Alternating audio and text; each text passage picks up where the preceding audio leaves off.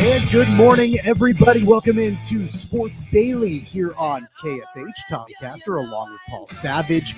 In for Jacob Albracht today, Jad Chambers producing the program. The IHOP hotline is open all morning long at 869-1240. By the way, the IHOP hotline brought to you by IHOP, where guests can enjoy the new strawberry cheesecake waffle, a golden brown Belgian waffle topped with creamy cheesecake mousse and fresh strawberries. Sounds absolutely delicious. And Paul Savage, I accidentally skipped breakfast this morning. I didn't have time. I ran out the door and didn't get a chance to eat. So that strawberry cheesecake waffle sounds absolutely amazing this morning. Sounds like dessert, doesn't it? But it sounds so good. You're exactly right. How you doing today, Paul? Good to see you, man. Hey, it's good to see you too. I'm glad we're doing the show together. Always enjoy it, Tommy. We're in for a fun ride today. So many great topics, and of course, I know something that your heart goes to is baseball. And boy, what a great day yesterday was. I mean, come on. Yeah, now. it was. That was. I mean, it was so much fun. I mean, all the different matchups and the fact that we're not talking about one game to decide whether or not you move on. We're talking about a best of three series in all four. I mean, like you've got, the day is filled with baseball, and then we get to do it all again today. Potentially get to do it all again on Thursday, depending on how some of these games turn out today. I'm a big-time fan of this best-of-3 wildcard format. I like it so much better than just one game deciding who's going to move on. Bingo. And I've said it before, because you've got these teams that have worked all season long. They played 162 games. Their entire body of work says that, they're good enough to be in the postseason, and then to have it decided by one game. I mean, take a look for a second. Like, we're going to start with the first series, the Rangers and the Rays, and talk about that this morning. But like the Rays, for example, they won 99 games in the regular season, right? That is correct. They make it to the wild card round. And if it was just a one game to decide it, they'd be done. They'd be home. Now, the Rangers would have moved on. I don't want to put a pin in your balloon on this topic, but I saw a little stat. I believe I saw it on ESPN, and I don't remember where on ESPN I saw it, but I saw a stat that I found unbelievable. And the stat is that in these 3-game series, 83% of the teams that win the first game go on to win the series. I found that interesting. I thought that sounded high to me. I mean, maybe it doesn't sound high to you. It sounded high to me, but if that's the case, well, I mean, for the most part, you're a betting guy. You understand odds. You understand, you play the right numbers to win. 83% of the time, the team that wins game one in a 3-game series like this goes on to win the series. And I got to think, well, it kind of makes sense. I mean, it does make sense to me in the way that, it would make sense, because, man, you got to rip off 2 straight. And at this time of the season, everybody's fighting sore arms. Do you get your best pitching staff out? Do you get everybody going? I mean, it's a tough deal. But, boy, there's something about the 3-game deal. I mean, it's not over. It's not over until somebody says it's over. I like that line. And but, I really enjoyed yesterday. Tommy, and the one thing that I will say is that when you look at the playoffs and the way they shape up, somebody's got to go through Atlanta or LA, don't they? I mean, kind of, don't they? Yeah, I mean, Atlanta, LA, Houston. I mean, maybe Baltimore.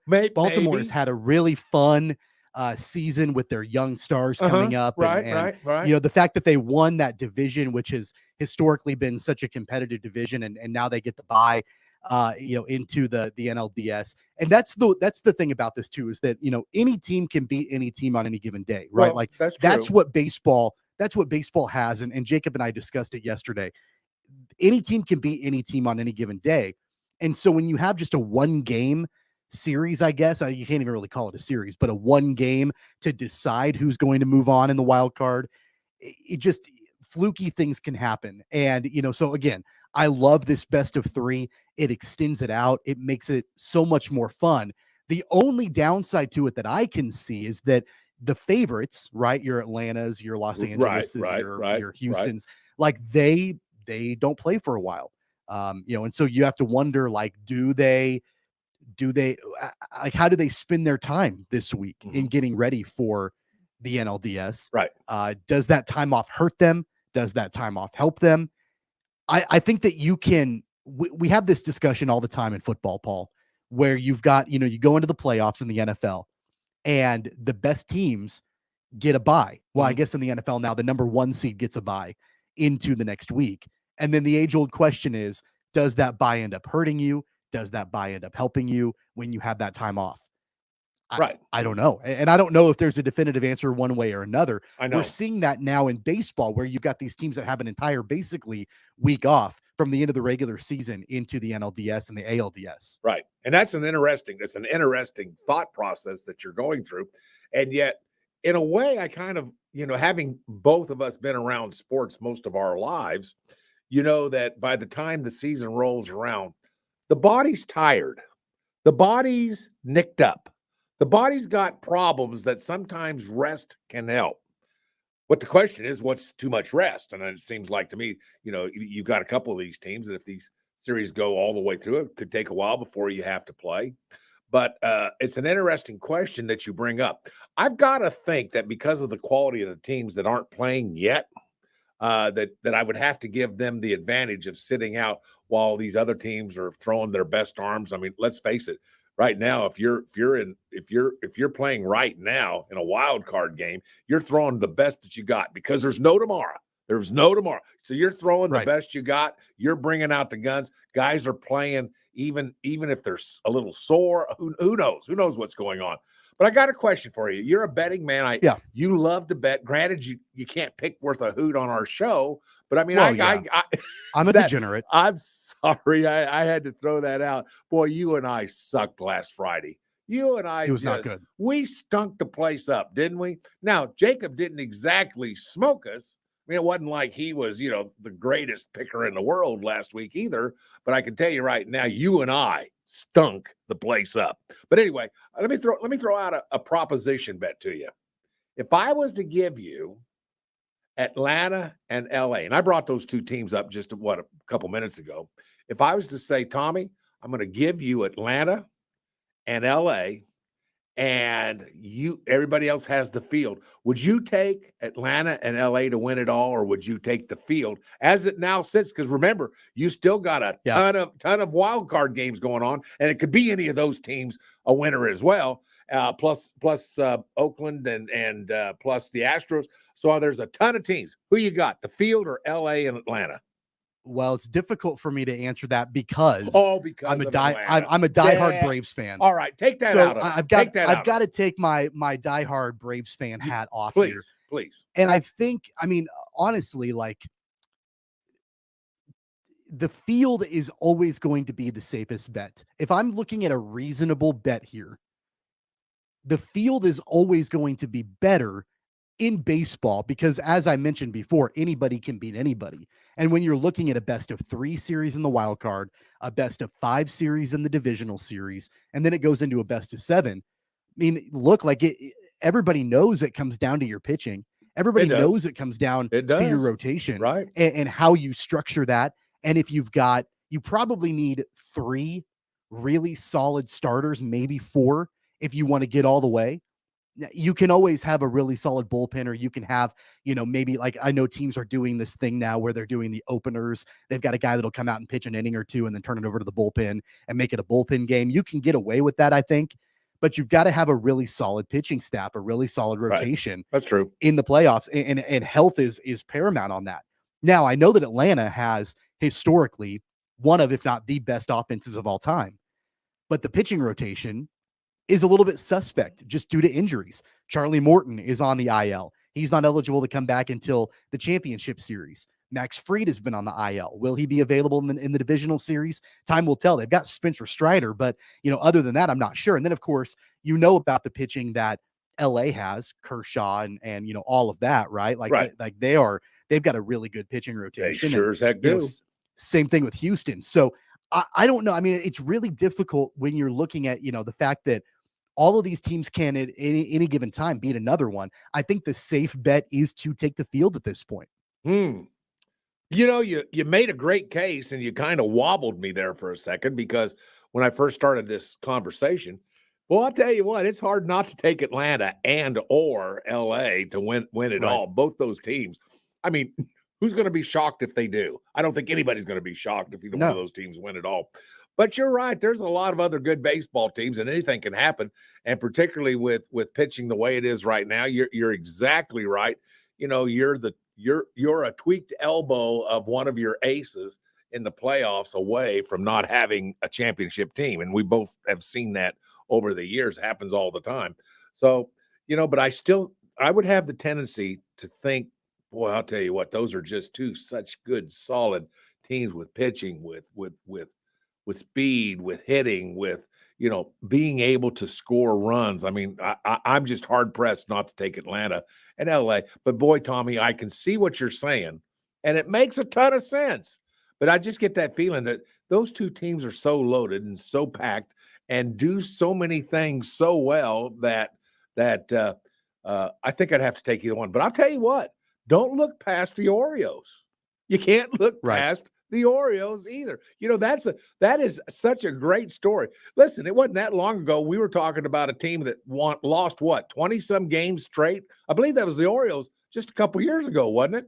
We were talking about, you know, just how they've had a long rebuild, rebuild with really young stars, and that's like, right. And that's really, they might be a little bit ahead of schedule, right? Like, well, I thought of that. I'm not sure that a lot of folks thought that they would be at this point right now. Okay. You know, maybe a year or two from now. And so it makes for a really fun story. Well, that's interesting. I hadn't looked at it that way, but you know that. I mean, come on, like, you're right. Think about this. Like, postseason pressure is different than anything else, right? And so you've got these really young stars for Baltimore, and I'm not doubting that they're good. I mean, they're really good players. Obviously, you win 100+ games and you win the division. Of course, you're a really good team.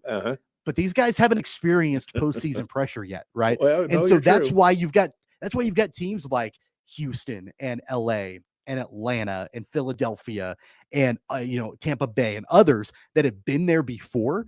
Man, experience it, you know, in times like this can certainly win out.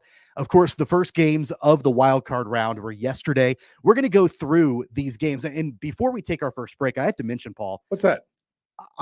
It's so funny to me that, you know, of course, we know that our buddy Jacob Albracht is a diehard Rangers fan. That is true.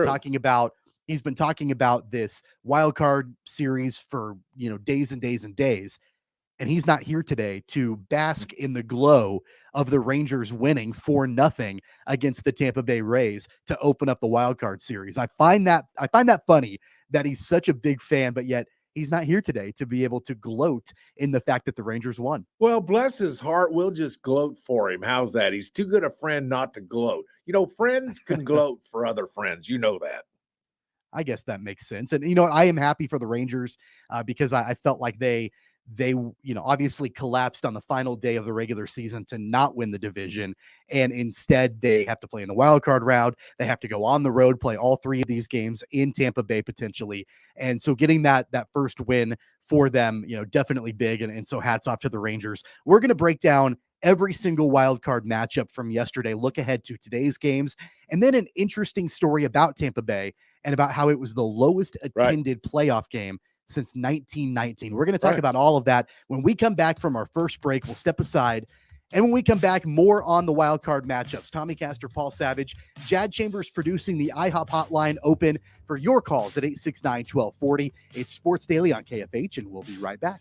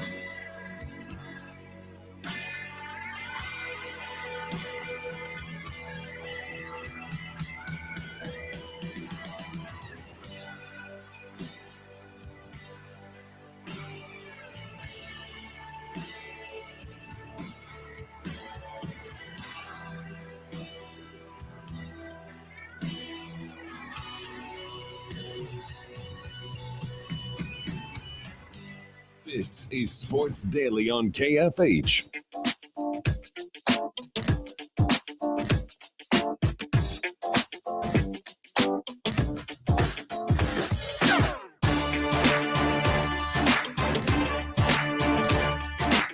Welcome back, everybody. Sports Daily on KFH on this Wednesday. Tommy Castor, Paul Savage, in for Jacob Albracht, Jad Chambers producing the program today. We've been talking about the wild card matchups in Major League Baseball that started yesterday. And Paul, the big headline from yesterday's wild card matchups in the Rangers and the Rays game, the Rays wild card opener drew under 20,000 people to the game. The official attendance count, 19,704.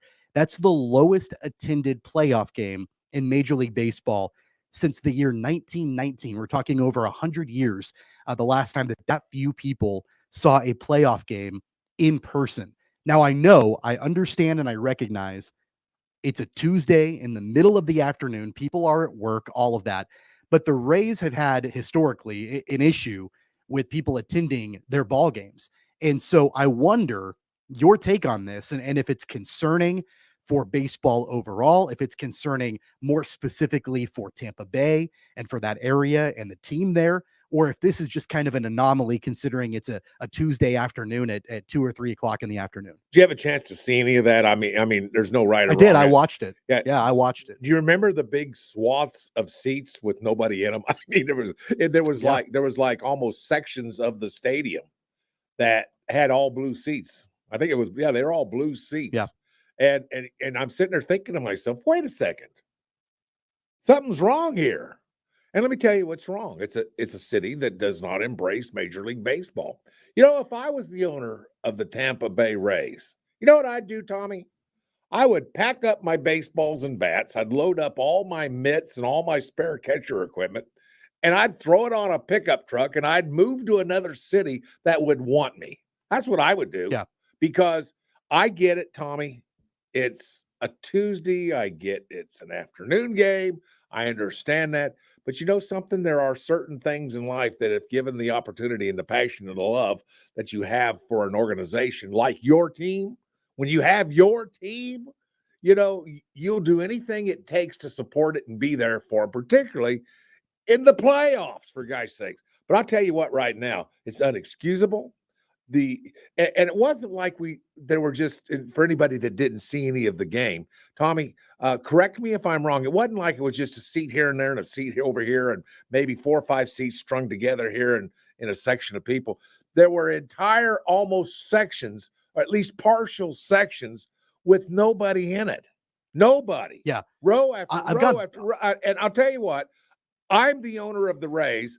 I say, if you're not going to support me, I'm going to go somewhere that wants me. And aren't there some cities in this country that would just love to have a team like the Tampa Bay Rays come and be their team? I think there are. Yeah, I can think of a handful of cities that would love to have the Tampa Bay Rays. I think of cities like Nashville and Portland. Gosh. Those have been cities that have been on the list of, potential expansion in Major League Baseball for a long time. How about baseball back in Montreal? That would be something too. So I've gone back and forth on this a lot, and I've tried to put myself in the shoes of residents of Tampa Bay, in the Tampa Bay, St. Pete area. And I've thought a lot about, okay, like if I was a fan of the Rays, diehard fan, they make the playoffs. We know that they're going to have, home games at Tropicana Field, but they don't announce the start time. Major League Baseball doesn't until Sunday evening to play on a Tuesday afternoon at 3 o'clock. Would I be able to change my schedule, to leave my job, to do whatever it takes to get out to Tropicana Field for a Tuesday mid-afternoon game? Right. Now, don't get me wrong. Like I mentioned, I love the 3-game series. I love the fact that that's what we're doing in the wild card now. It does, and I guess I'm kind of defending it a little bit.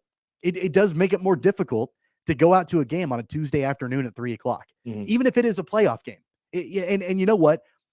I would imagine that other cities, and I don't know exactly, I don't have it in front of me what the attendance was for the other 3 wildcard games. I mean, of course, they're all going to be a little bit later on in the day. You've got evening games and that sort of thing.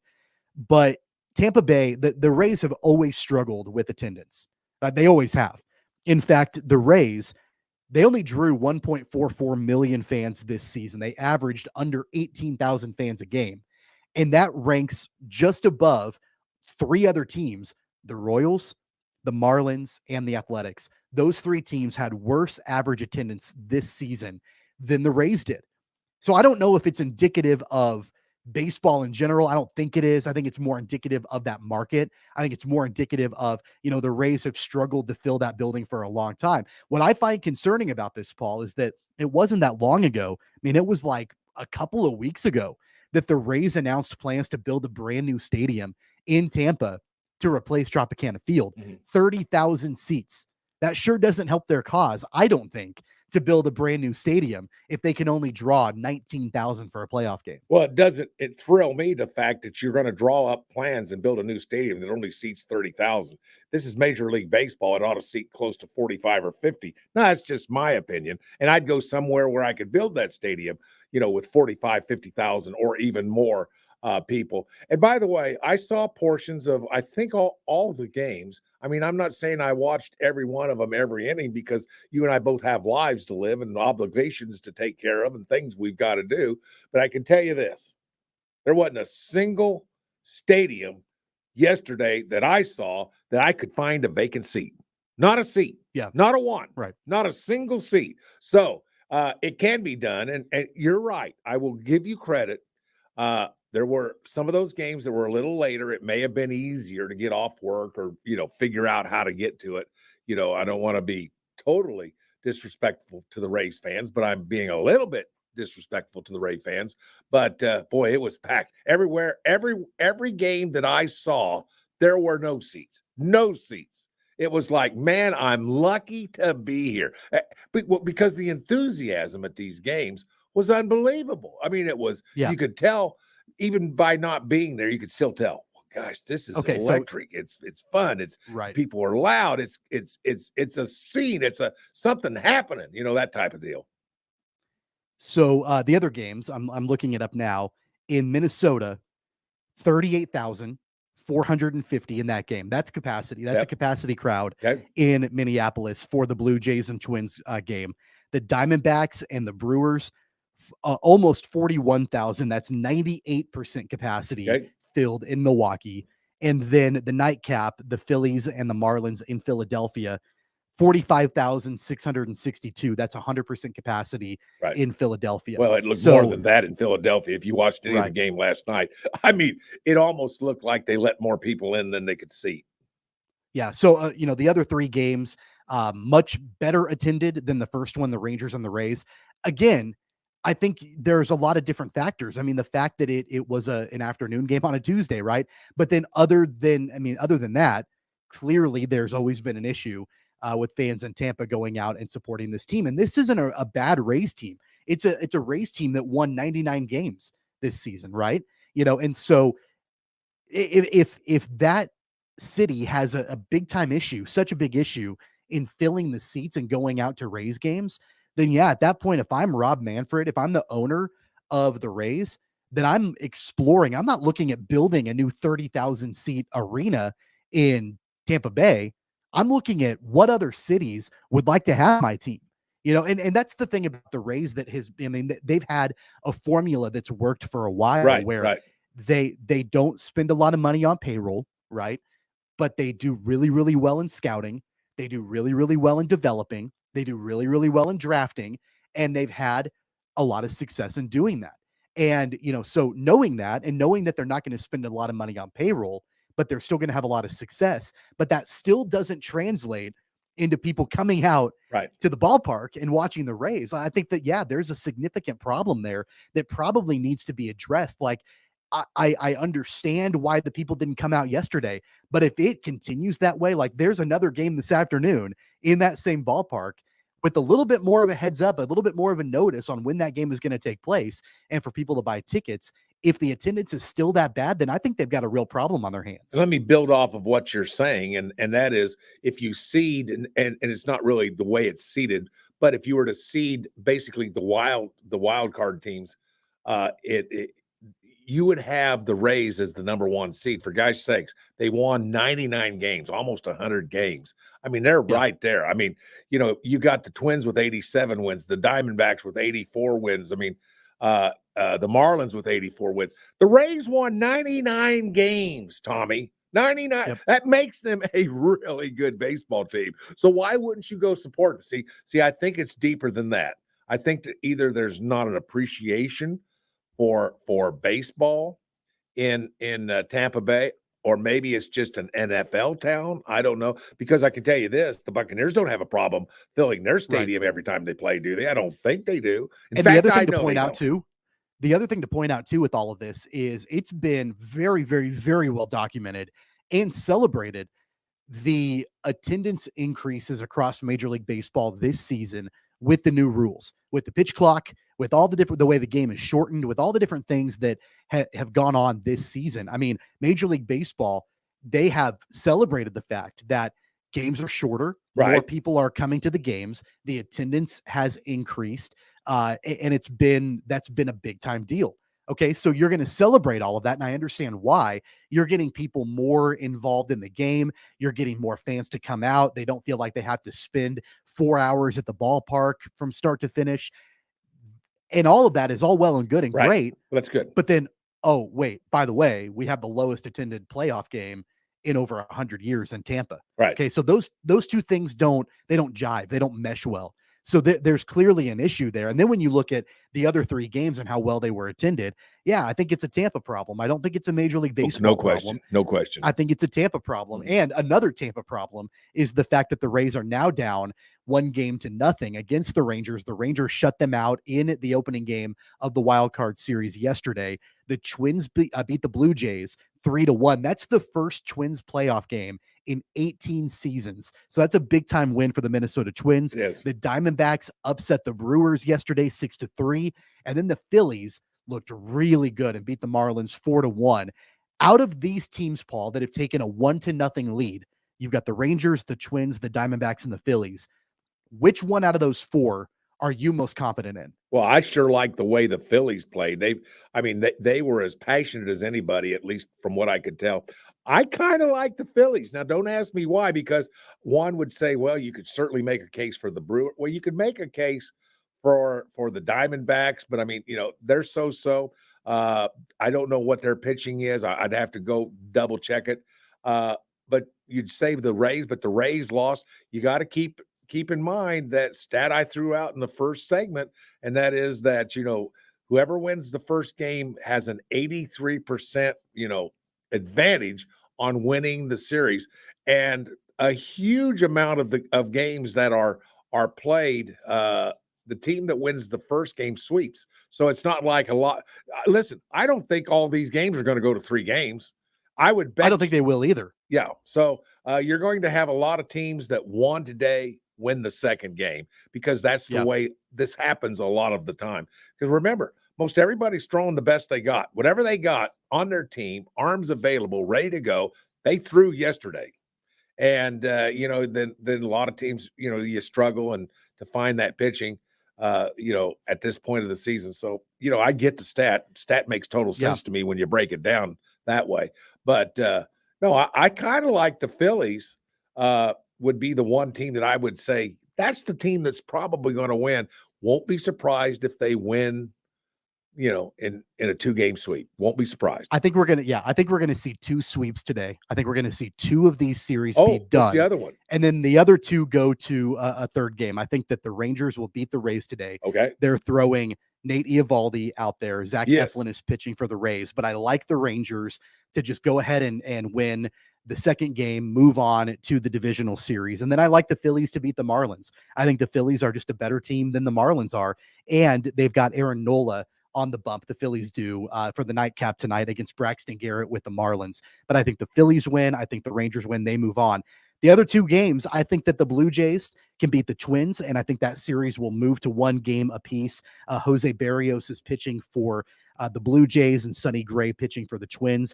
And then the Diamondbacks and the Brewers. I like the Diamondbacks. They're kind of like the Orioles. They've got a lot of young talent, and they are an exciting team to watch. Corbin Carroll had a big home run last night for the Diamondbacks. But that being said, Freddie Peralta is pitching for the Brewers today. I think the Brewers will beat Zach Gallen and the Diamondbacks today. Well, I don't know. Those 2 games will even up 1 game apiece. Zach Gallen is playing well. I mean, what is he? He is good. I mean, he's a great 17 pitcher. and something like that. I mean, his numbers are crazy good. I think that could be a stretch if you've got Zach Gallen.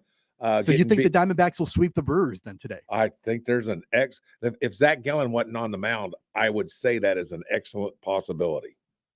All right. Well, we'll find And out I could be wrong tomorrow, because we all could be wrong. That, for sure. Well, and that's where we've got, again, that's what makes these 3-game series so much fun. And we'll see if there are any games tomorrow, how many games there will be.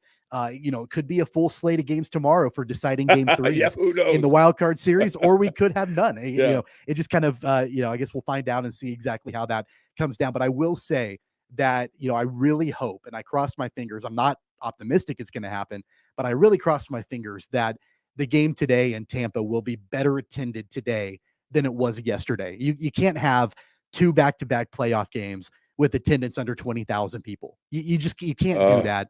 It's horrible. Especially when you've got a team that has won 99 games and they're on the brink of elimination. You've got to have more people out at the game today in Tampa. I don't know what they've got to do, and I don't know what the plan has been in the last 12 hours or 24 hours to try to move more tickets. That's a challenge. You've got a Wednesday afternoon. It's a challenge to try to, I don't know if you just give away. I'm not sure exactly what the best.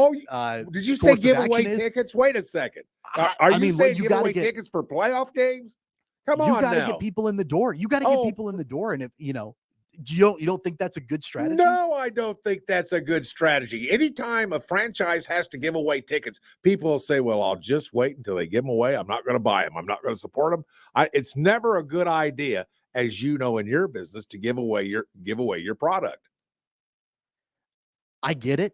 I don't disagree with you, but it's a playoff game where they have the lowest attended game in over 100 years. Well, move. Just move. Like, let's do something. Where do you want him to go? Where do you want him to go? Come on. I don't know. Throw me out of city. Let's get him to Nashville. Yeah. I think it'd be great to have baseball back in Montreal. Let's move the Rays to Montreal and bring the Expos back. I think that'd be fun. I know Major League Baseball, more than likely they're going to be looking at expansion. I don't know how long from now in the next few years, but you gotta do something. How about Vegas? Let's go. I mean, you've got everything. Oh, you got hockey, you've got football in Vegas. Well, that's where Oakland is going. That's where the Athletics are going to. I forgot about that. That's right. No, so you've got that going on. I got excited about that. Let's go to our Facebook page real quick before we take a break. We got a message from Dick on our Facebook page. He says that it's just a Florida problem, that the Marlins don't draw either, which is true. That's true. The Marlins are one of the worst attended teams. That is correct. In Major League Baseball. Maybe it is just a state of Florida problem. Is Florida not a baseball state? I mean, of course, they've had spring training in Florida for years and years and years, but fans aren't attending games in Miami either to take on, Marlins games, and the Marlins are in the playoffs also. So, I guess the fortunate thing for the Marlins, I guess if you want to call it fortunate, is that they're not playing at home in this playoff series, because maybe then we would have conversations about how the Marlins playoff games are not being well attended. Yes, I've actually maybe it is a Florida problem. I've heard reasonable people say that part of the reason is that so many people have moved to the state of Florida from all over the country, and they bring their fandoms with them. They don't redevelop new loves in the world of sports. For instance, in Miami and in Tampa Bay, there's so many Mets and Yankees fans you can't even walk across the street without running into one. So I mean, it's and I get that and I see that, but Florida, there's no really roots in Florida like there used to be. So many new people moving in. Now I don't know if that's true, Tommy, but that's a cause that I picked up once about a year ago. I heard a broadcaster saying something like that, and it kind of made sense the way he presented it. Nobody has Florida in their blood, really. Well, for the sake of playoff baseball, I hope that today's game in Tampa is better attended than yesterday's. I think it will be. Right. I think the fact that this was like the big story in sports today, I think would tell me that they're going to try to do everything that they can to get more butts in the seats for today's game. One quick note, One quick note, if you don't mind. The average, I just looked it up. The average time for per game was 2 hours and 55 minutes. 3 to 4 years ago, the average time for playoff wildcard games was 3 hours and 40 minutes. They've chopped 45 minutes off it. But they move fast. That's why you can sit and watch it. They're moving fast in the world of baseball. And I'll tell you what, it makes it so much more fun to watch with the new rule changes on timing. And that's why we've seen attendance across the league go up throughout this season. People are more into baseball than they have been in a long time. They've been great changes. That's why I say this is a Tampa problem or even a Florida problem. And not a Major League Baseball problem. So with the Rays on the verge of elimination, hopefully more people get out there to support that team today. And then, of course, all the other wild card matchups today. We'll have recaps on them tomorrow on the show. When we come back, some news about Aaron Rodgers and the way that he is taking on his rehab. Will we see him again this season? Paul and I will dive into that and a whole lot more. More football talk coming up in hour number 2 as well. Tommy Castor, Paul Savage, Jad Chambers producing It's Sports Daily on KFH, and we'll be right back.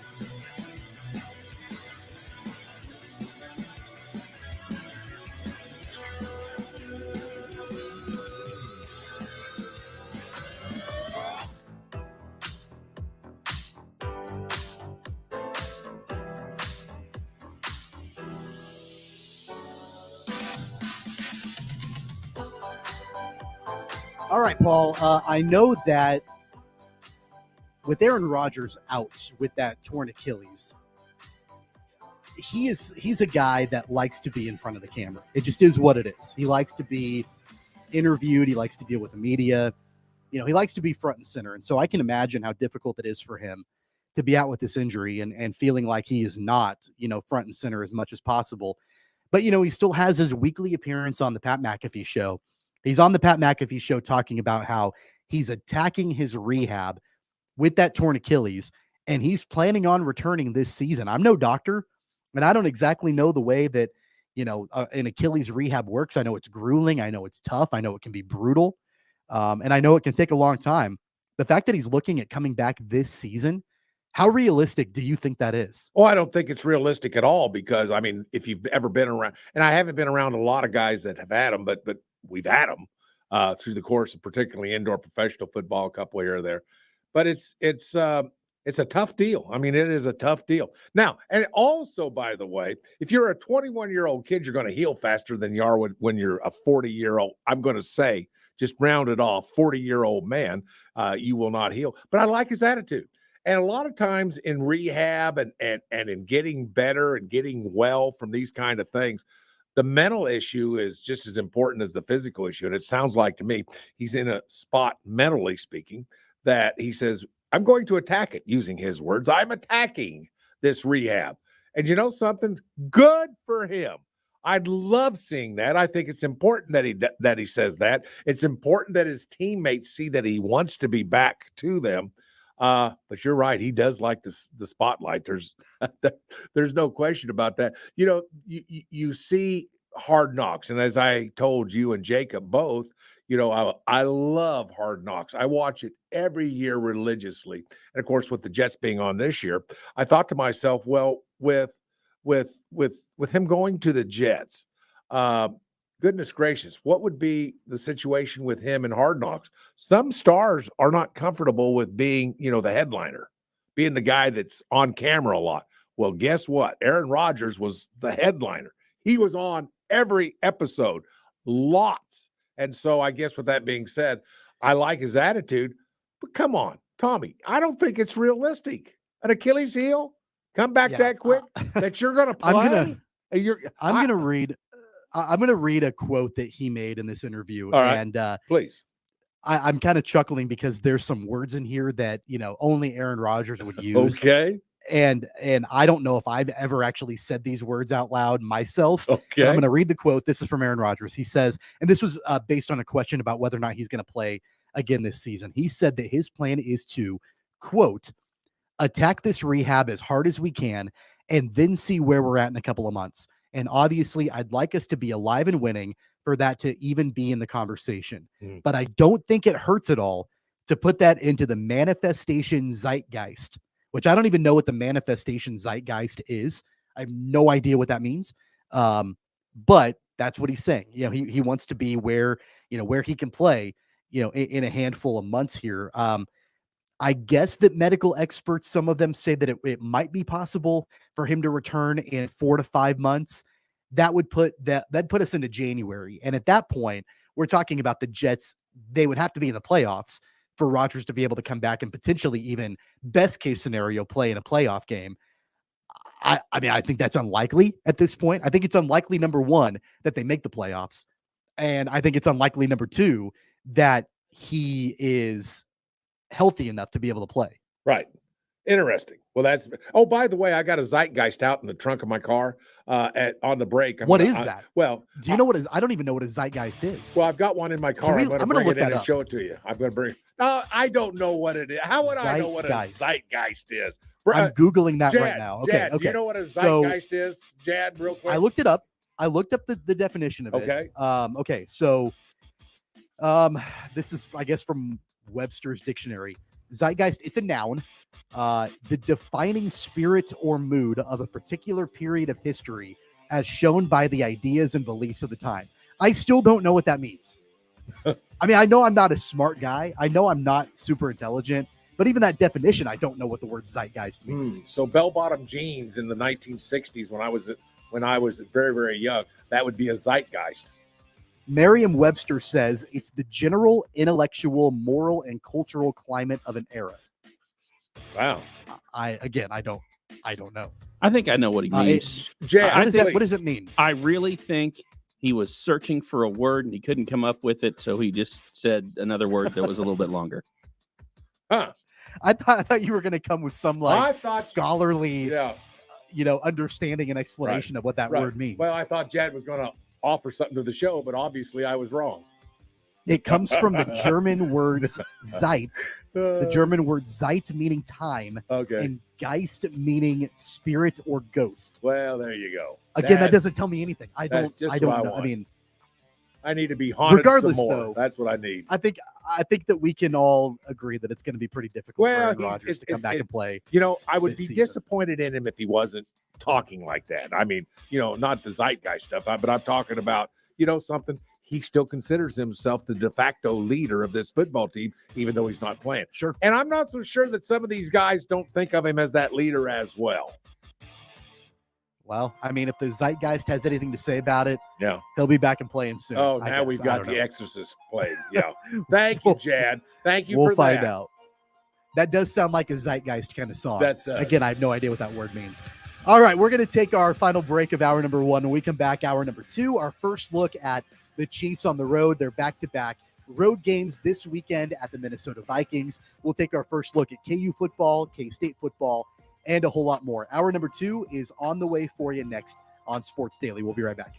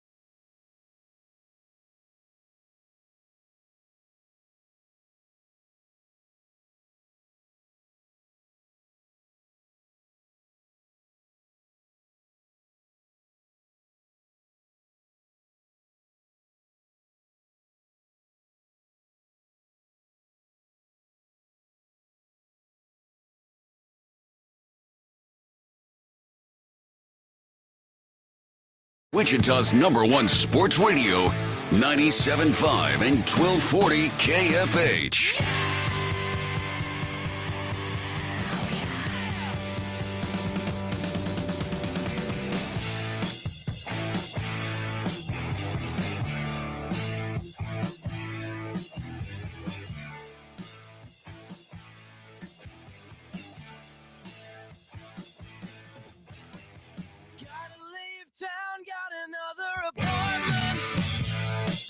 Welcome back in, everybody. Sports Daily on KFH. I'm Tommy Castor, along with Paul Savage, in for Jacob Albracht today. Jad Chambers producing the program.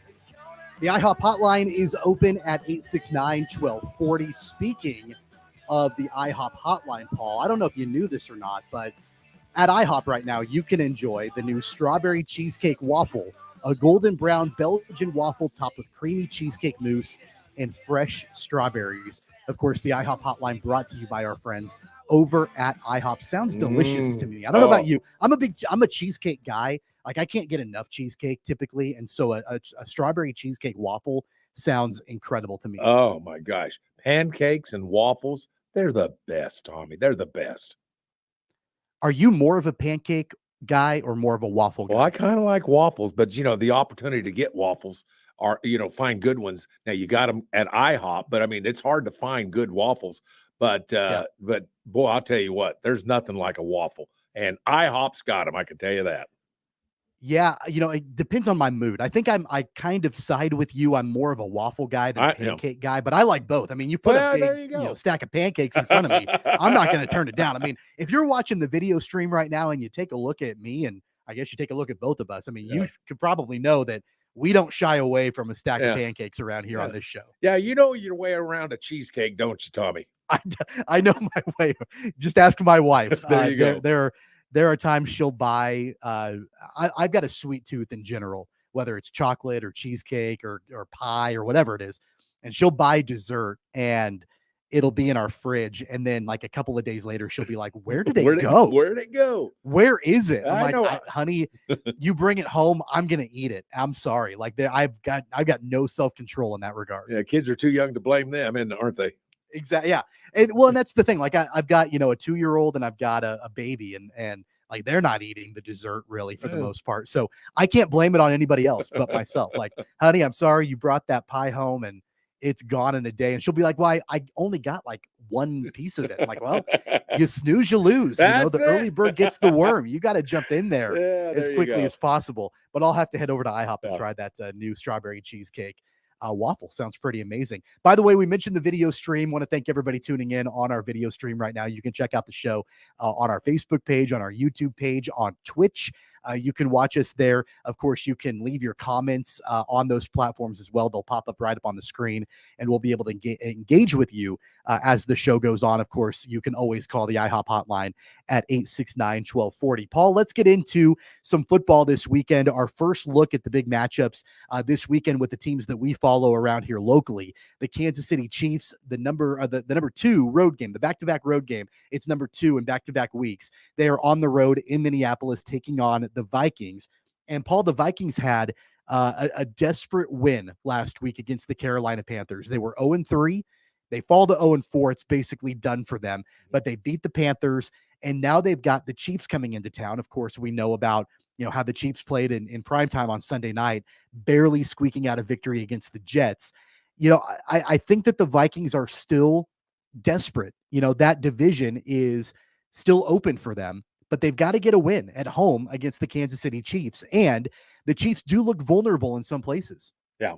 First game we picked for Friday football picks.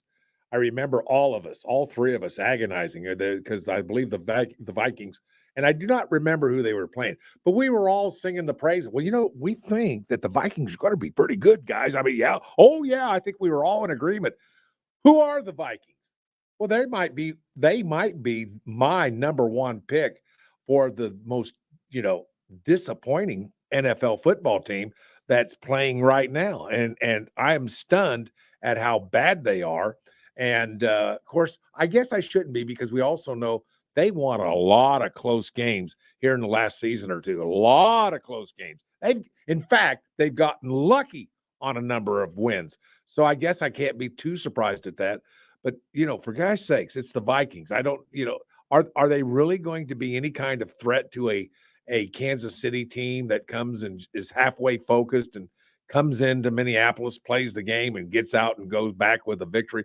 I mean, I don't see a scenario, to be real truthful, that the Chiefs lose this game. I don't think it's possible. Really? Really? Well, have you seen the Vikings play? It's not a listen, and not only that, you gave them credit for their first win against Jacksonville. Jacksonville, Carolina. Carolina stinks. They stink. So I mean, I don't know how you can give them much credit. It's not going to be that good a game, but we'll all follow that game because it is the Chiefs.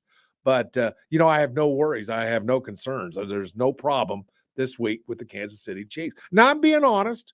I know that's not the normal coach speak you would get from a guy like me, but I'm just being honest. I think there absolutely is a scenario where the Vikings can get a win at home against the Kansas City Chiefs. Give it to me. I mean, the Vikings have enough weapons offensively when you've got Justin Jefferson and KJ Osborne and Jordan Addison, who looks like a great young rookie receiver. If Kirk Cousins can get a little bit of time in the pocket to find those guys. Okay, go ahead. I'm sorry. Yeah. Then they can absolutely put up points. And then if you have an offensive output from Kansas City like you had on Sunday night against the Jets, sure, I think there's a possibility and there's a scenario in place where the Vikings can win. Well, I guess it is professional football. And believe it or not, the Vikings pay their players, and a lot of them are making money doing this. So I guess they got to be pretty good. They're all professionals. And I guess with that scenario, I would agree with you. But to be real truthful, if this game comes down and it's a close game, Kansas City wins this game. And, I just have no confidence. And I'll tell you what, for me, the Vikings, would you at least agree with this, that the Vikings may be the most disappointing team in the NFL? They're one of them. I don't think they are the most disappointing team. Okay. Well, they're one of them. Fair enough. I mean, I think the Broncos are a disappointing team. I think a lot of people thought that they would be improved. The Chargers, I think, are a disappointing team. There are others that the Bengals for sure. The Bengals are absolutely the most disappointing team in the NFL this season. I take it back. Tommy, that's a great point. Because once you sign a kid for $219 million for 5 years or whatever it was, you're expecting this team to be pretty good. And it wasn't that long ago that you're competing for a Super Bowl championship if you're the Bengals. And I get that. Tommy, I stand corrected. The Bengals are the most disappointing team in all of NFL. 100%. You're 100%. Right. I stand corrected. Congratulations, because that's a great point. And I should have seen that, but I got emotional with the Vikings and the Chiefs. I shouldn't have done that. But okay. So like I mentioned the scenario in which the Vikings can win. I think that there are more scenarios where the Chiefs will win. Don't get me wrong. Yeah. I mean, there's a reason why the Chiefs are favored in this game. Uh-huh. I think that, if the Chiefs can continue on with the balanced offensive attack, if Isaiah Pacheco can be effective running through the Vikings defense, which, I mean, let's face it, they're not very good. That's going to be helpful. I'm done. And I don't know your thoughts on this. I want to get your opinion on this, Paul. I am done after 4 weeks on counting on the Chiefs receivers to come through. Like I'm not going to count on it anymore. If it happens, great. But I'm not going to expect it anymore, that the Chiefs wide receiver core will be able to step up and have a solid game against even a bad defense. I'll believe it when I see it. If they can surprise me, great. But I'm done expecting it. I don't know about you. Well, thank goodness there's Travis Kelce, I guess, is what you're saying. Well, of course. And he really hasn't even, I think, blossomed. It's taken him a little bit of time to come back from that injury, I think. And, I think defenses are absolutely aware that he's really their most viable option. So they're going to try to take him away and force Mahomes to throw it, to guys that are unproven and that have had issues with dropping the football and disappear at times and things like that. So, I mean, of course, I would love to see the Chiefs wide receivers come through. I'm not going to expect it anymore. Like if I'm putting together, I don't know, if I'm putting together my bets, for instance, for the game this weekend, I'm not sure I'm going to really do anything with the wide receivers moving forward because number one, I don't know who's going to show up. I don't know if it's going to be Marquez Valdez-Scantling, if it's going to be Rashee Rice. Will Kadarius Toney be there? Is Sky Moore going to disappear for portions of the game? Will they start to give more opportunities to Justin Ross? Is Justin Watson going to be the guy? I have no idea. And so I'm not going to come into any more games and say, man, if the Chiefs wide receivers can come through, then it's going to be a big win. I'm not going to expect that anymore. If it happens, great. But man, I just don't think it's anything we can count on. Well, that's interestingly put. And yet they're still NFL players. And, I get what you're saying. And I'm sensing a little bit of frustration, probably a little bit of frustration for all of us. But, it's Patrick Mahomes. It's a running game that's now becoming a little bit more established with the Chiefs, with Pacheco. And I'm probably at this point a little more optimistic than you are. The receivers will start coming around a little bit, I believe. I don't know, Tommy. I think this is probably the wrong week to worry too much. It's a long season, and I get that. But this isn't the week to have to, break down, the shortcomings of the Kansas City Chiefs, because I don't think it's going to matter. And I don't say that lightly, by the way. So you think this is an easy, quote unquote, victory for Kansas City on Sunday? I don't even know what the line is yet. I have not really looked. Do you know what the line is at this point, or have you looked? Maybe you haven't looked. I know it opened at, gosh, I think it was 4.5 or 5. I'm pulling it up now. Let's see. Yeah, it's Chiefs minus 4.5 is where it stands right now. Is there a better bet on the NFL board than taking the Chiefs and giving the 4.5? Come on. I mean, I do like that it's within that touchdown number, right? I mean, if it was 7.5, 8, I mean, I'd have a little bit more, right, hesitation, I guess, betting it. Think about it this way, though, Paul. The line a week ago in the Jets game, wasn't it like Chiefs 9.5 or Chiefs 8.5? They didn't cover. They didn't cover that against the New York Jets. Yeah, but I think the New York Jets are better than the Vikings at this point, aren't they? A little bit at least. Are they? I don't. Well, I thought. I mean, they have a better defense. If Zach Wilson continues to play like he did on Sunday night, then maybe. And but Zach's I don't. Better. He is getting better, but I'm not sure I'm ready to say that they're a better team than the Vikings are. Now, the Vikings defense is not good. The Vikings offensive line is not good. No. So those are things that absolutely will hamper Minnesota, and they're things that, the Chiefs can take advantage of. I mean, like one of the big matchups I'm already looking at for this weekend is, what can the Chiefs pass rush do against an offensive line in Minnesota that is not good? Right. Kirk Cousins, has to run for his life because he has no protection. Right. And that's a scenario where guys like Chris Jones can just absolutely feast. So that's one big matchup that I'll have my eyes on. And if they can get into the backfield and if they can get after Cousins, then yeah, at that point, I like the Chiefs covering that 4.5. But that being said, I mean, Jacob and I talked about it the other day. Historically, and I don't have the stats in front of me, but historically, the Chiefs are not good against the spread. They are. I mean, Sunday night is an example of that. Yeah, they didn't cover that 9.5 number against the Jets when they should have completely blown them out. So I don't know. I mean, I'm leaning Chiefs minus 4.5, but I'm not there yet. I'm not ready to place that bet right now, just because they're not good at covering the spread usually. Right. Well, I'm ready, and I'm going to do it. Are you placing that bet right now? I'm placing it right now, Tommy. I'm giving you that forecast right now. I'm taking the Chiefs, and I'm giving whatever the point spread is. Don't even know what it is. It might be 5.5 by the time we get there. I'm still taking the Chiefs, and I'm laying the points.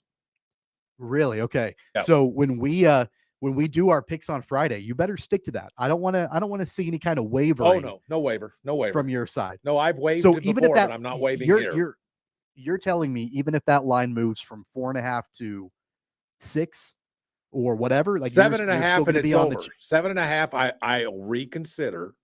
7.5. Well, I mean, I don't think it's going to move. It's not going to move. It's not going to move that much. But obviously that changes things, with the number 7 with a touchdown. So no, anything 7 and under, I'm not wavering. I promise you, I'm taking the Chiefs. And you got to think about this because I've tipped my hand. Here's a chance for you to pick up a game on me.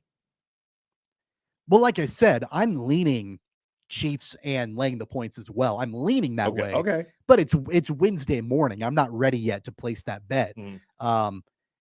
I again, going back to what I said before, there are a variety of scenarios that I can think of that would lead to a fairly comfortable Kansas City victory on Sunday. All That right. being said, Well, I though, gotcha. there's a couple of scenarios where the Vikings can come in and take advantage as well. I think there are more scenarios on the former. I think there are more scenarios where the Chiefs make it happen. But man, like again, the offensive weapons that Minnesota has, if Kirk Cousins has even a shred of time to get the ball out, I don't know. Is there a better wide receiver combination in the NFL No. than Justin Jefferson, No. KJ Osborne, and No. Jordan Addison? And then, oh, by the way, you add in TJ Hawkinson at tight end, who is probably a top 5 at worst tight end in the NFL. I mean, he's got a ton of weapons. Kirk Cousins does. If he gets even a shred of time to throw the ball, I don't know if he will, but they can attack you in a variety of ways offensively. Yeah, and I'll go one step further than you. I think there's the possibility that Justin Jefferson might be the best receiver in the entire NFL at this very moment. Could be. Well, I think that's the case for sure. I think the doomsday scenario for Kansas City, and we'll get more into this as the week goes on, but the doomsday scenario this Sunday, in my mind, is if they cannot get Isaiah Pacheco going in running the football. We saw a week ago the Chiefs be more balanced offensively, running the football with Pacheco. He was super effective. The passing game wasn't there. Mahomes, we know, had one of the worst games that he's had as a professional on Sunday night in primetime. Zach Wilson outplayed him. Everybody knows that. It is what it is. You can't duplicate that. You've got to keep the running game going. You've got to play complementary football, especially if you don't have a level of trust in the wide receivers, which I don't right now. Like, honestly, my trust level with the Kansas City wide receiver room may be at an all-time low today. And it can always come back, but right now it may be at an all-time low. MVS, Justin Watson, Sky Moore, those three guys on Sunday night combined had 2 catches for 11 yards. Mm-hmm. You can't have that. That's true. You can't have that moving forward. Right. So the doomsday scenario is if they can't get the running game going with Isaiah Pacheco and they still have the issues throwing the ball, that's going to be a doomsday scenario, I think, for Kansas City. And then if they can't get into the backfield and take down Kirk Cousins, at that point, it might be a difficult game for them. I'm still leaning Kansas City. I'm leaning laying the points, but those are a couple of areas where I've got some concern. Right. Well, of course, the big factor for me is the pass rush that the Kansas City Chiefs will get on Kirk Cousins. I mean, you do not want to be Kirk Cousins this weekend, particularly when you get such great push in the middle like the Kansas City Chiefs do. And, you've got really pretty good, better than average edge rushers. So, and as we're seeing more and more, I just think about all the sacks that were made this weekend. I mean, this was a ton. This was like the main topic for a lot of people. The fact that you got Mac making, what was it, 6 sacks in one game, and I think who was it that had 11 sacks as a team? There's so many I've gone blank on who it was, but I mean it was an amazing, and that's what the NFL is turning into. I mean, as it should be, the ability to protect your quarterback, which is huge, and that's the advantage. And Tommy, I just got to tell you this: it is such a huge advantage for the Kansas City Chiefs for where they are right now with regards to their ability to rush the passer. It's just phenomenal, and it helps with a lot of the shortcomings from other positions, such as wide receiver. Some of these kids, they will get open, they will get better. They are professionals, they are great athletes, and I just got to think to myself, it will happen. But man, you got to give the nod to the Chiefs on pass rush. And what's going to happen is going to be very, very difficult for the Vikings to overcome. Pass rush is the key in the NFL anymore, as we're starting to see, and we really saw it this past weekend. I do want to ask you before we take a break and move away from Kansas City. Sure. Obviously, I know your history as a coach is on the line, right? Right. And there's been a lot of discussion over the last couple of weeks about Jawan Taylor's play for Kansas City and where he's lining up, the penalties that he's getting.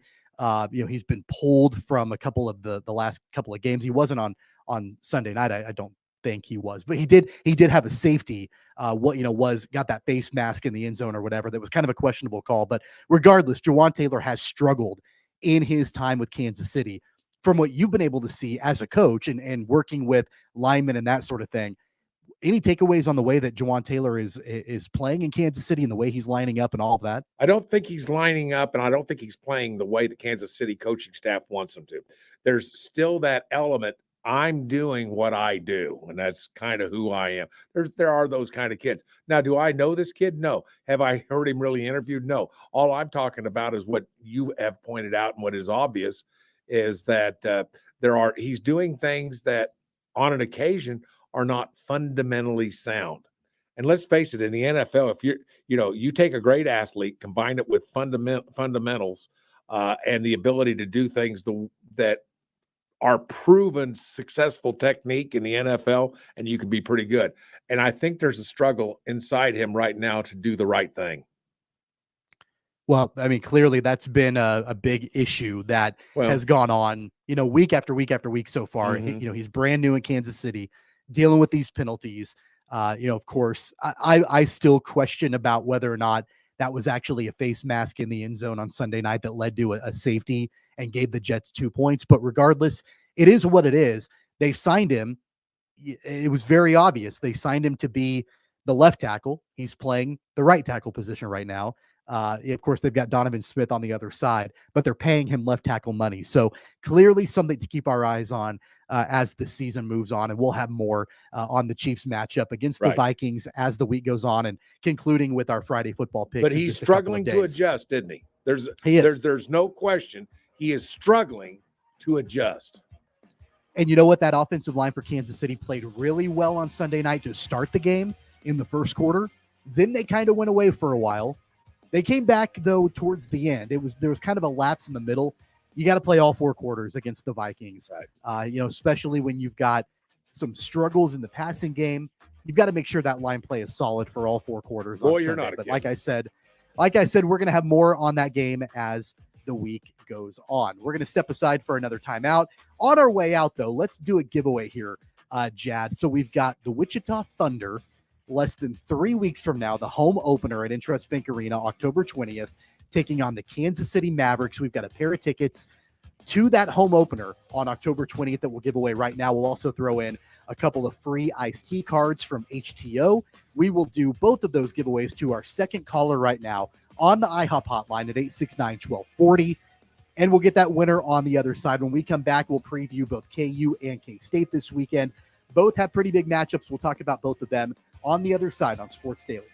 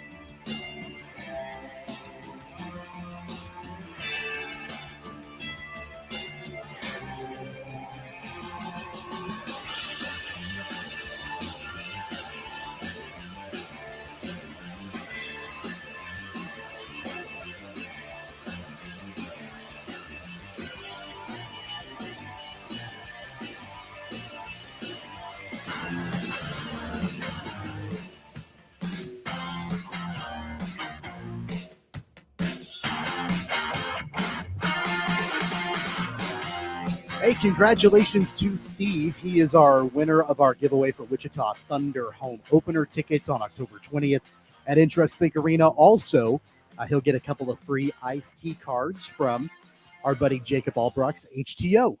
Jacob's not here, of course, today, but we're giving away some free tea from him and the hockey tickets. So congratulations to Steve. We'll do more of those giveaways as the week goes on here on Sports Daily. I'm Tommy Castor, along with Paul Savage. Jad Chambers is always producing the show. The IHOP hotline is open at 869-1240. And Paul, we're going to switch gears and get into some college football here this weekend. Let's start with K-State because they play first. It's a Friday night game, which I hate. I don't know why we have to have college football on a Friday night. That's high school night. And I'm sure that there are so many Wildcat fans that are going to be busy with high school football that they're not going to be able to watch this matchup. But it is what it is. The Wildcats are on the road in Stillwater to take on the Oklahoma State Cowboys on this Friday night. And the Wildcats are coming off a bye week, Paul, where, I think conceivably they've been able to get healthier. Will Howard has been hobbled over the last couple of weeks, but having a bye week will help him for sure. Trayshawn Ward didn't play in the last game for the Wildcats, but hopefully he'll be able to go this weekend as well. So knowing the fact that the Wildcats are coming off a bye with the chance to get healthier, they're going into Stillwater, but they're taking on an Oklahoma State team that, let's be frank and let's face it, they're not good this year. The Cowboys have really struggled. This seems to be a prime opportunity for the Wildcats to go down to Stillwater and just completely demolish Oklahoma State. Well, you're exactly right. You can look at Oklahoma State and they may be 2-2 right now, but that's deceiving. That they are not a good football team. So it is a chance. And by the way, I agree with you 100%. Friday night should be left to the high school kids. Let them have the attention. I get marketing. I get selling, time on TV for spots on Fridays, and you think you've got to do that. But you know something? There's something special and sacred for these high school kids who play on Friday nights. And just think, this game is going to be in central Oklahoma.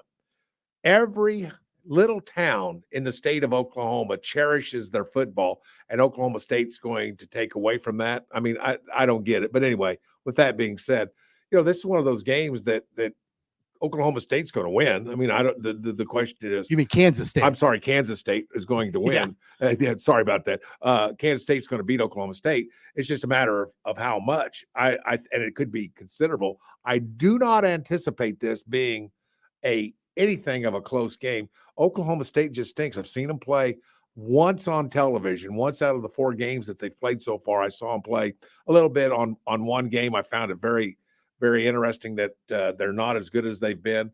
But, anything, I don't know what we can say about this game other than the fact it'll be a game that Kansas State comes back after a bye week, go get it, go get after it, and see where you end up. But go get the win and go home. That's all I can say, because Oklahoma State's not good. They're not very good. No. So the Cowboys, they won their first 2 games, non-conference, Central Arkansas and Arizona State. And then they got blown out by South Alabama. Blown out 33-7. Blown against out. South Alabama. That's right. And then in their Big 12 opener a week ago, Iowa State's not good either. And No, so they're not. You had kind of the, for lack of a better term, the garbage bowl between these 2 teams last week with Oklahoma State and Iowa State. And the Cowboys lost by a touchdown, 34-27 against the Cyclones of Iowa State. The thing about this Oklahoma State team, Mike Gundy's been there forever, right? Yes, I think I might have been in high school when Mike Gundy got the job at Oklahoma State. And I don't know if they have lost their direction. It's a perennial program that you're always talking about in the top 25 at minimum, sometimes in the top 15, top 10, they're typically playing in fairly solid bowl games. You're talking about them. Could they compete and contend in the Big 12 to win a Big 12 championship? Like that's the way that the perception is with this Oklahoma State team. And that's not been the case recently for the Cowboys. I don't know if the tenure of Mike Gundy is coming to a close. I have no idea. I just know that it's not good right now in Stillwater. And the fact that, they don't have a passing attack. Their quarterback play has not been good this year. their defense has been porous, to say the least. Again, I don't know. I mean, weird things happen in Stillwater, especially if you're going down there on a Friday night. But man, I think, like I mentioned before, everything seems primed for the Wildcats to come out and have a statement victory coming off a bye week. Right. I see that happening right now. The line is the Wildcats -12. And at least right now, I'm leaning towards a fairly easy cover for Kansas State this weekend. I'm with you. Permission to ask you an interesting question. It might be stupid, Please do. But I'm going to ask. That's why I need permission, because it may be a stupid question. Sure, please do. And here's the question. How much does the University of Oklahoma going to the SEC have to do with the decline in Oklahoma State? Mull that around for a minute. I don't know. I don't know if there's a real correlation or more of a perceived correlation with that. I mean, I think that, the fact that Oklahoma has always perceived itself to be bigger and better than their neighbors in Stillwater, right? Yeah. Like, for sure. Yeah. The fact that they're going to the SEC and, there was controversy about whether or not Bedlam would be played moving forward. And it looks like that rivalry is probably going to go away. I mean, it's a bummer for sure. I think that Oklahoma State, they have, like I mentioned before, they've consistently performed at a fairly high level under Mike Gundy and Les Miles before that. I just think that what we're seeing now with Oklahoma State is probably where we're going to continue to see them now that Oklahoma is leaving for the SEC. You're not going to have that opportunity to compete at the highest levels against Oklahoma moving forward. So I do think that hurts the Cowboys once the Sooners move away from the conference. See, so maybe it wasn't that dumb a question after all, because the way I look at it is that, if you growing up in the state of Oklahoma and you went to Oklahoma State or you went to Oklahoma, you always had that rivalry to count on. You always knew how big it was inside your state. And it has to do with recruiting, and it has to do with getting local kids to want to come to Oklahoma State, because I kind of liken the situation. Whether I'm accurate or not, I think there's at least some correlation between, say, Washington and Washington State, Oregon and Oregon State. And we all perceive right now that Washington State and Oregon State are in a much weaker position than Oregon and Washington. And it could be the same thing with Oklahoma State and Oklahoma, although Oklahoma State is in a much better conference at this point than because right now you've got Washington State not even in a conference, really. I don't know where they're going. I wouldn't be opposed to the Big 12 taking them, if you want to know the truth. I don't think it would hurt a bit. I think they'd be great additions to the Big 12. But with that being said, I think there's going to be a perception among young athletes in that part of the country, and I include the state of Texas. Let me throw that in. Not only in the state of Oklahoma, but also in the state of Texas, who in the past would have come up and said, Oklahoma State, we're their equals of Oklahoma. We're going to play them. We're in the same conference. We get to do whatever whatever Oklahoma does, we get to do. We have the same shot at the same trophy. And with that being gone, I'm not so sure that Oklahoma's getting the best quality players that they've gotten in the past. And I think we're starting to see that sort of come to fruition. I might be wrong, Tommy. I might be wrong. But it could be that's part of what we're seeing. Well, as of right now, like I mentioned, I think that, if I had to pick today, I'm going to pick Kansas State and I'll lay the 12 points. And I don't think it's going to be, think it's going to be particularly close. Yeah. You wouldn't have done that a while back. I mean, you would have had to mull that. Well, the number wouldn't have been that big because that's always been a great rivalry. And right now, Oklahoma State's reeling. And I think it's probably because there's somewhat of a decline in the quality of athlete that Oklahoma State's getting. I don't know what else it could be. I mean, when you get throttled by South Alabama, when was the last time you remember South Alabama winning a meaningful game? I'm not even sure you've heard one in your lifetime, if you want to know the truth. Well, the words that I mentioned, I think it was yesterday about Oklahoma State, I called them an unmitigated disaster, and I'll double down on that. Okay. It's an unmitigated disaster. Yeah, I got you. It's a dumpster fire, in my opinion, right now. In Stillwater. We'll have more on this matchup as the week goes on tomorrow with Tim Fitzgerald from GoPowerCat.com and on Friday with the voice of the Wildcats, Wyatt Thompson. When we come back, let's preview the KU game. All right. And talk a little bit about Jalen Daniels and how this team should prepare, the Jayhawks should prepare potentially without Jalen Daniels this weekend and in the weeks to come. We'll talk about that on the other side. I'm Tommy Castor along with Paul Savage in for Jacob Albracht. Jad Chambers producing the program, the IHOP hotline on 869-1240. We'll be right back at Sports Daily on KFH.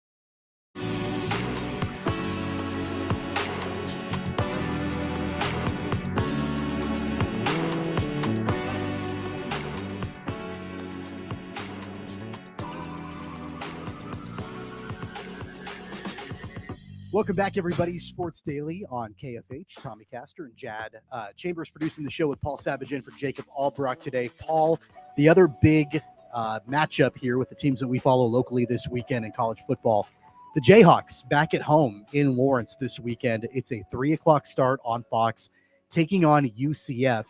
This is a Jayhawks team, Paul, that on national TV in a national window on ABC a week ago lost to the Texas Longhorns 40-14, but they were without Jalen Daniels. That's right. And that was a very last-minute decision, it sounds like, with that back injury flaring up for Daniels, not being able to go, Jason Bean kind of thrown into the fire, and the Longhorns win 40-14.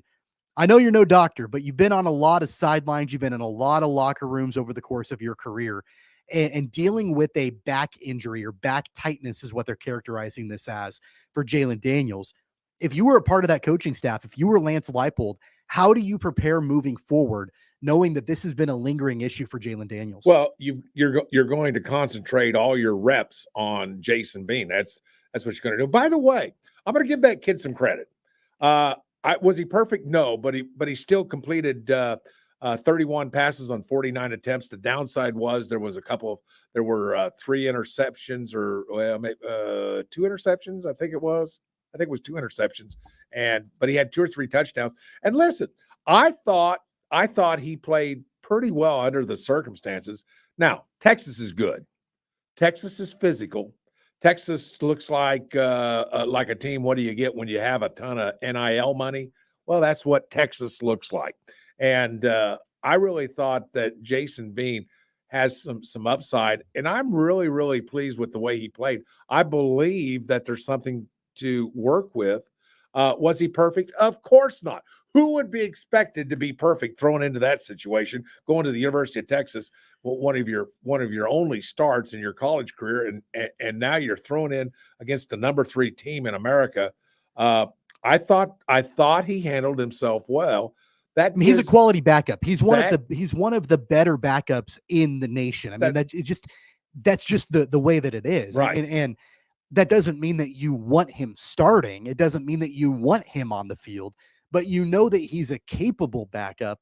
He does things differently. That you've always looked like. The thing about Jason Bean is that his legs will typically be the thing that work the best for him, running the football, being a running quarterback.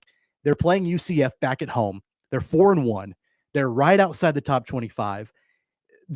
From what I can tell, there's been no announcement about the availability of Jalen Daniels this weekend, but I would imagine that the team has had basically a full week to work with Jason Bean, getting the reps with the ones. That'd be my guess.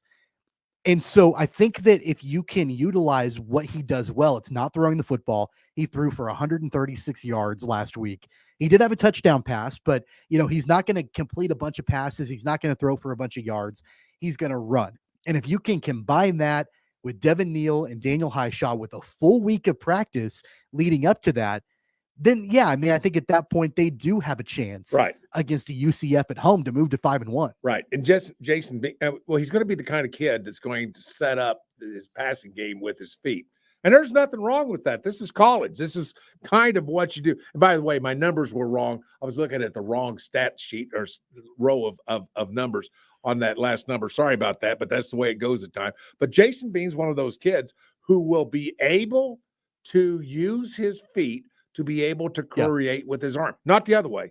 A lot of players, it's, I use my arm and then I create with my feet. That's not the way this is going to work.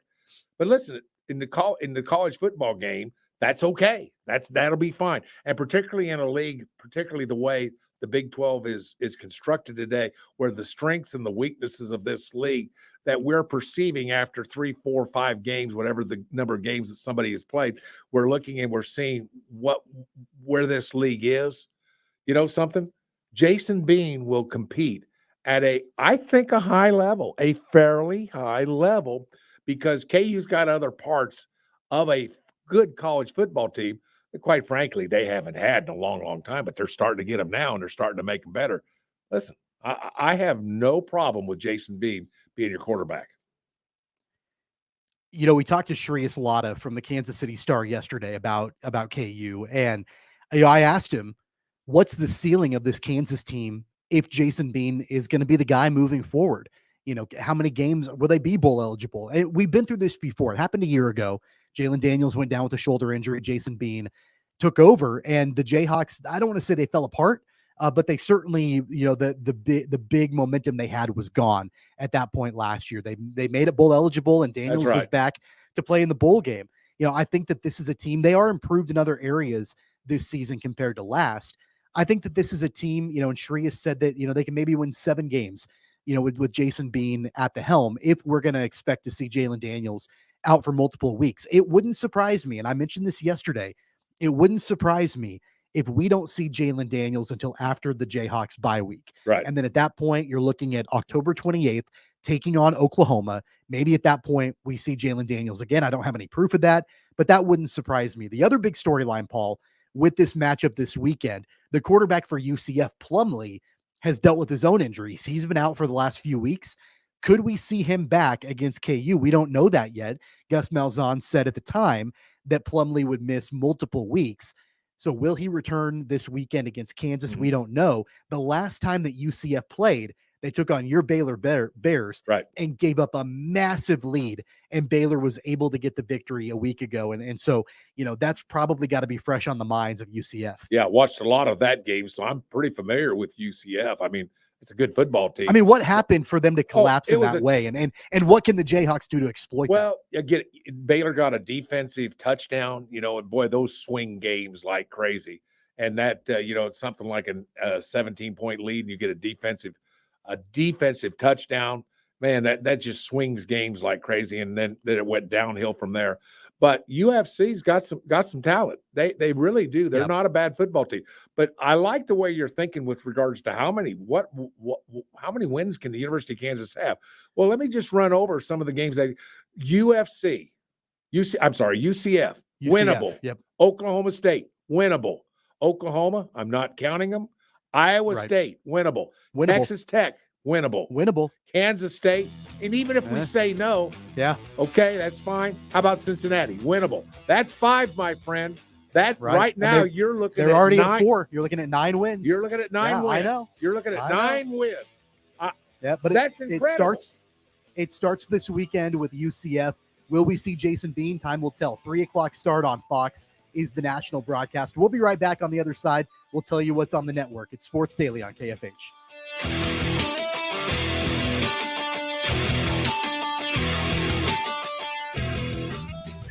It's game time in Hornet Nation.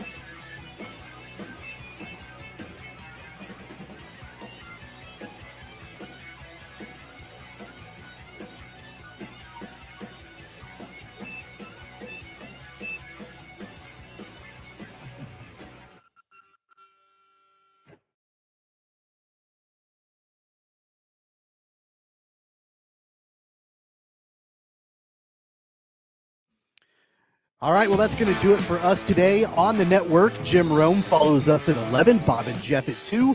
Zach Gelb comes on at 4 o'clock, and then the Chris Kleiman radio show tonight at 7 o'clock right here on KFH as he previews that Friday night matchup taking on the Cowboys in Stillwater and Oklahoma State. That's going to do it for us.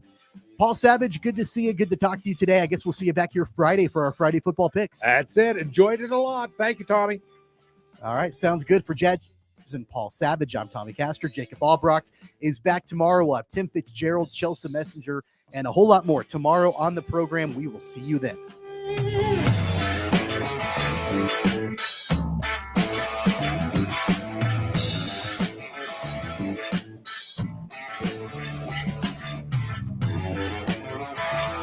Sports, later news, and